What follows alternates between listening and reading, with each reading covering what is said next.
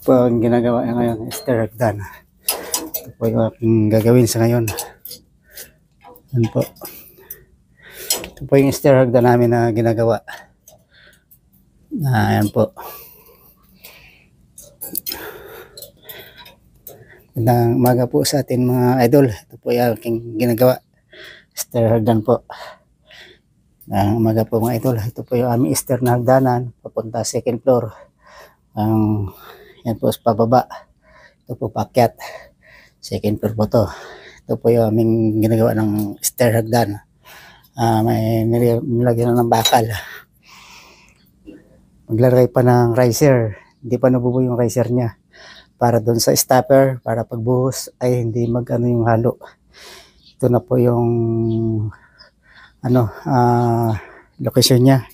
Yung stair hagdan. Maglalagay po ng riser. Tapos yung stopper, gilid. Tapos yan, saka nakaproduction ng buhos. Yan po. Sa araw nito, ito ay aming gawa.